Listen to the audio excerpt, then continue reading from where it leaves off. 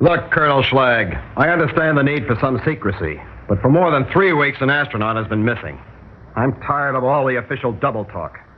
Now, either I get a straight story, or I'll go on the air tonight with everything I know. Once again, Colonel Schlag, what has happened to astronaut Ted Shaw?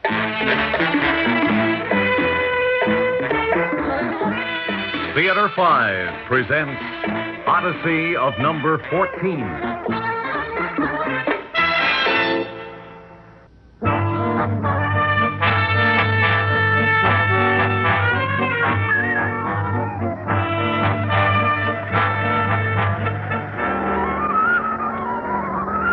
This is your radio correspondent, Ray Boudreau.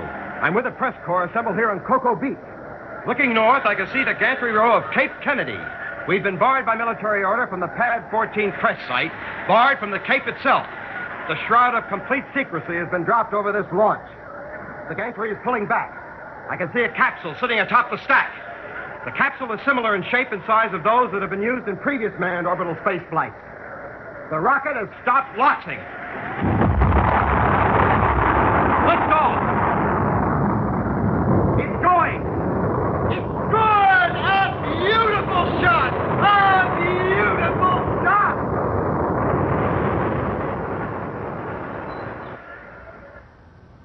That happened 17 days ago. Our space agency continues to refuse to answer any questions. Our correspondents checked each astronaut and found one missing. Astronaut Ted Shaw, the old man of the group. At the agency, our questions met a brick wall. Major Shaw is away on a secret mission and will return in 2 weeks. Last Saturday night, a Cape technician told us that when the capsule was launched, Major Ted Shaw was aboard. It was an eyewitness report. The Monday morning meeting of our news chiefs, the story was stamped top priority. Orders would try to get an angle from Shaw's wife. But Mrs. Roberta Bobby Shaw was away from her Houston home. The neighbors reported that Bobby Shaw was on a vacation, but actual whereabouts, unknown. Then I had a call from our permanent Cape correspondent. Hello? Oh, Frank, yeah. What? She's been down on Cocoa Beach all this time? Well, that supports the story that he was aboard the capsule. Yes, I know her. Keep a tight watch on that house. I'll be down in the next plane.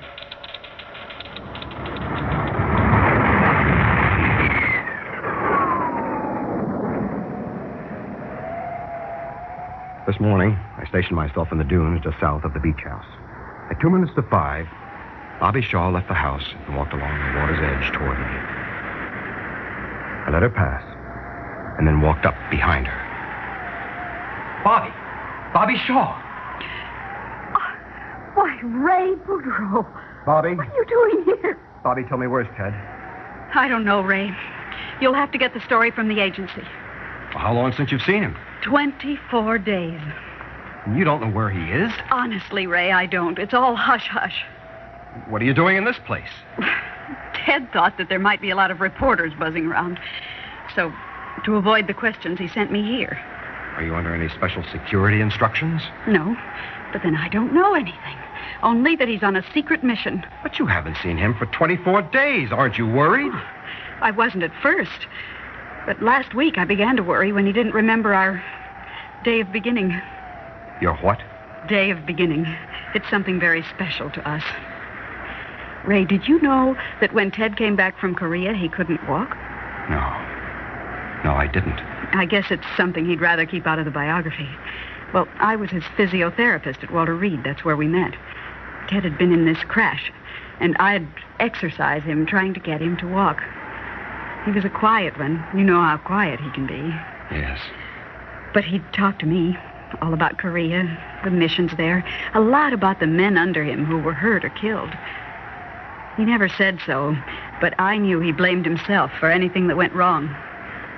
And then one day, after one of those talks, he took his first step. And it was then he said he was going to marry me.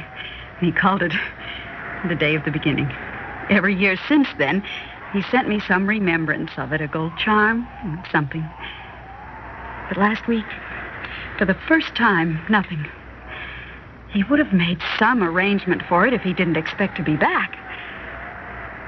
And then 2 days ago, this terrible letter came. I've been carrying it around with me ever since. I've been unfaithful. Divorce me. Is this his handwriting? I'm not sure. Now, Bobby, do you think he was in that capsule 17 days ago? Yes. Why? He called me about 3 o'clock that morning. He said he wanted me to be on the beach at 7 o'clock. So when I saw the shot, I knew it was his. Bobby, you must have done some guessing. What do you think was Ted's mission? The only thing that's come to my mind is that it has something to do with the Pliskin muck. Ted and I discussed it, even joked about it. That was until the Project X secrecy. Then Ted stopped talking about it, and I got the Pliskin muck, or Pliskin radiation field, is an electromagnetic field that is located and concentrated over the northern regions of the Soviet Union. It was nicknamed after its discoverer, the Russian scientist, Dr. I.K. Pliskin. I knew of its existence because I attended an international scientific conference in Stockholm last year and interviewed Dr. Pliskin after he defected to the West. In fact, we recorded a tape interview. Bobby, that letter from Ted, where was it postmarked? Houston. Bobby, there's an explanation for it. And I think the explanation is in Houston. I'm going there this morning, and I think you should be on the flight with me. Yes. Yes, I want to come.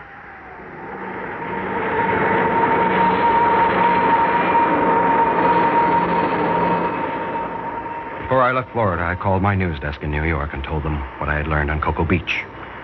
Also, I asked them to fly the Pliskin tape to me in Houston. When Bobby and I arrived, I didn't want her to go to her home. I didn't want her to talk to anyone, at least for the rest of the day. So she agreed to register in a Houston motel under a fictitious name. I picked the Pliskin tape off the New York flight and then called Lieutenant Colonel Thomas Schlag, the Space Agency Chief of Astronautical Operations.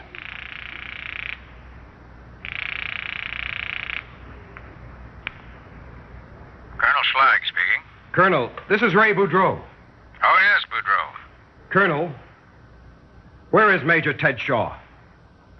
Astronaut Shaw's on a secret mission. He'll be involved with it for the next several weeks. Now, that's all I can tell you, so... Colonel Schlag, I have an eyewitness report that puts Ted Shaw aboard the capsule that was launched 17 days ago. I also have a recording of Roberta Shaw, who was a very worried girl because of a letter she received from him 2 days ago. A letter to Shaw's wife? I thought she was on vacation. No longer. She's with me. A letter? Then, Colonel, I have a tape of a Dr. I.K. Pliskin. What does he have to do with this? A great deal.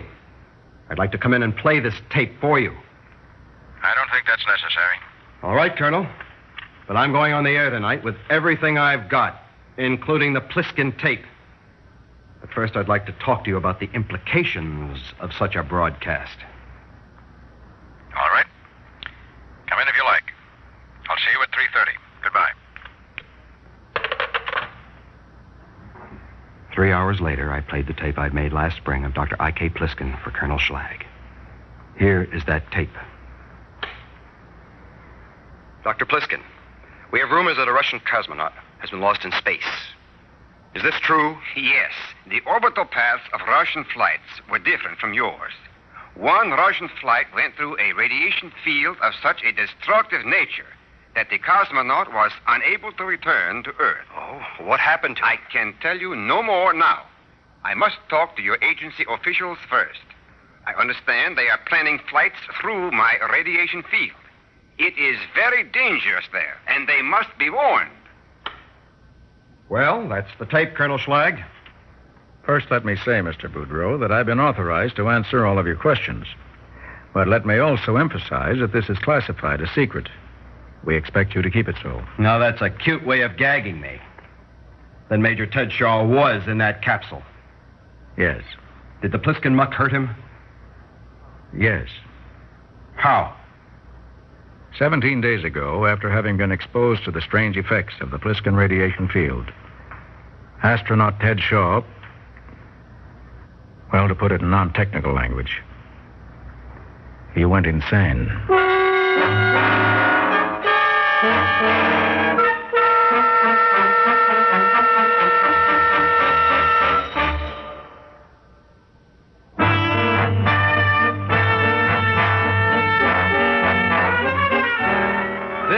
correspondent Ray Boudreau.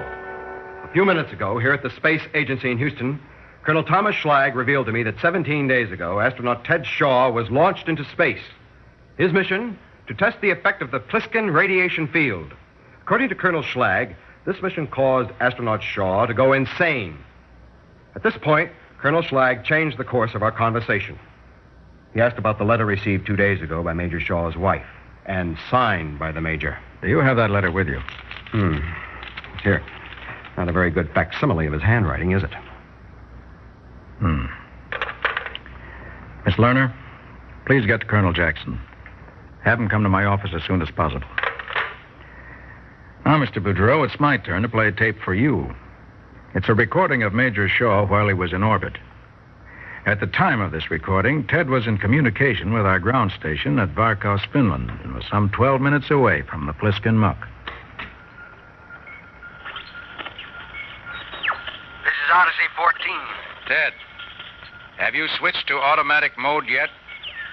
Say again. Odyssey 14. Go to auto mode now. Okay, switching now. Lock. 14. Read you on auto mode. Good. We have loss of signal in approximately 1 minute. At this point, he was some 11 minutes away from the Pliskin muck. Here are Ted's last words received at Varkaus, Finland. You're cutting out. Say again. Losing signal here. We will pick you up on the other side after you go through it. Good luck, 14. Good luck. I don't need luck. Everything's fine here. Everything.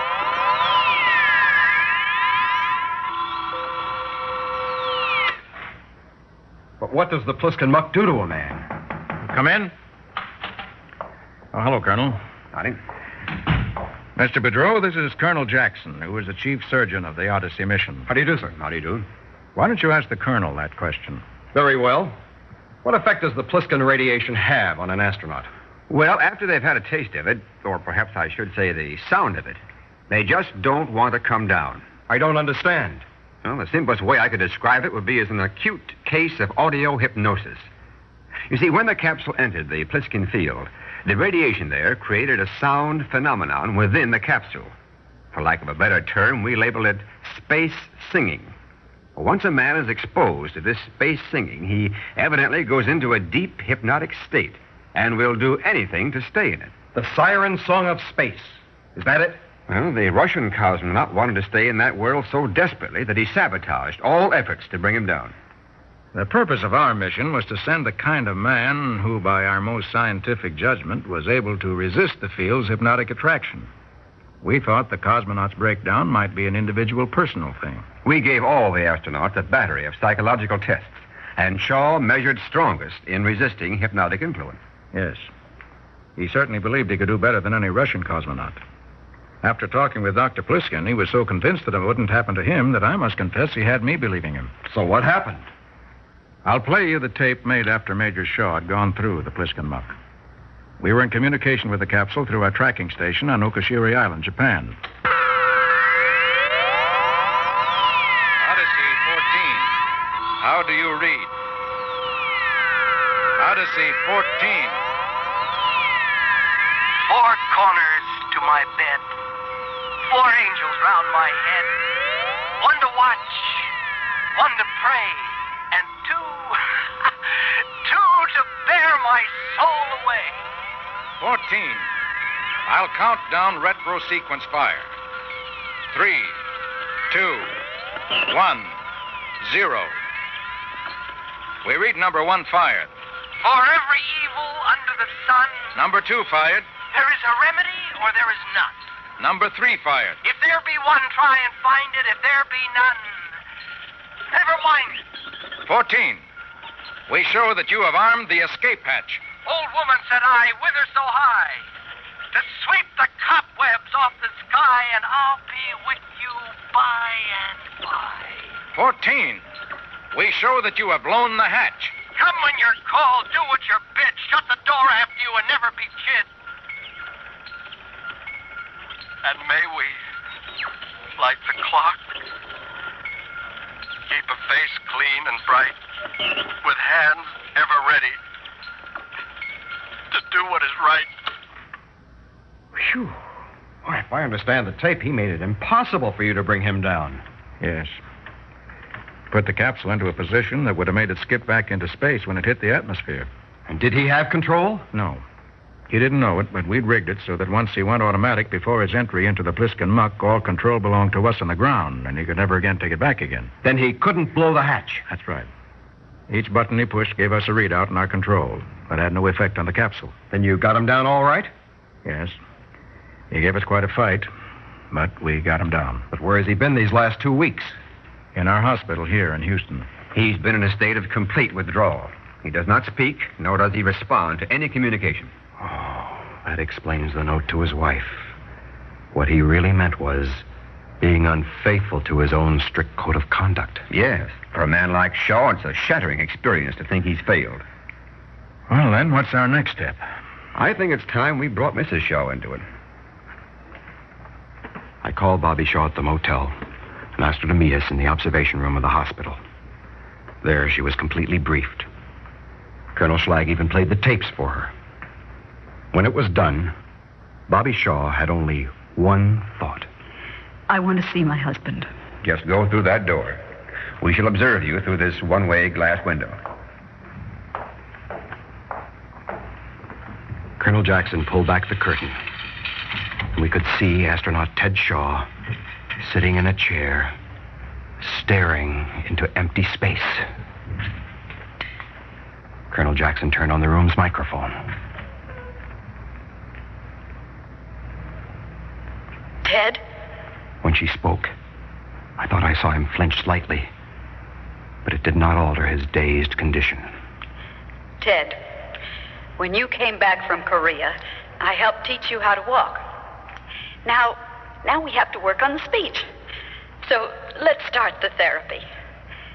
Remember the last time we kept count during the coordination exercises by saying nursery rhymes?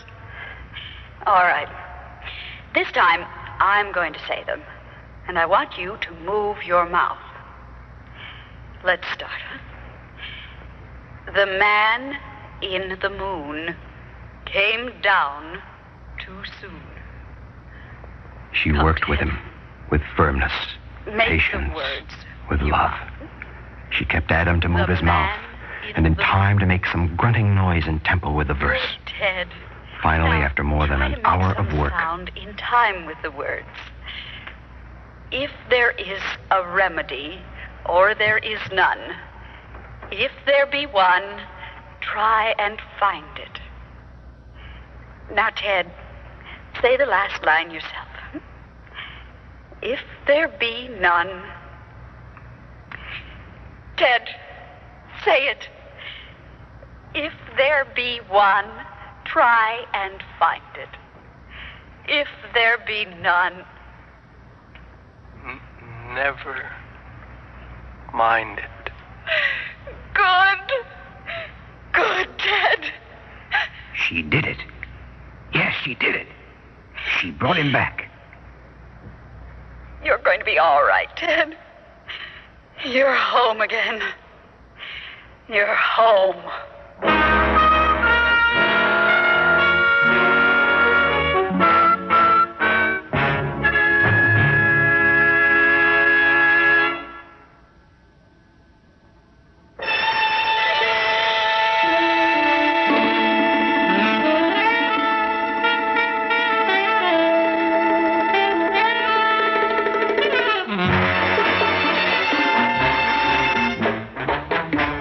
Theater 5 has presented Odyssey of Number 14, written by Bruce Bassett and directed by Harry Nelson. In the cast, John Thomas, Lenka Peterson, Lon Clark, Cliff Carpenter, and Jay Barney. Audio engineer Neil Pultz. Sound technician Ed Blaney. Script editor Jack C. Wilson. Original music by Alexander Vlastotsenko. Orchestra under the direction of Glenn Osser. Executive producer for Theater 5, Edward A. Byron. We invite your comments. Write to Theater 5, New York 23, New York. This is Fred Foy speaking.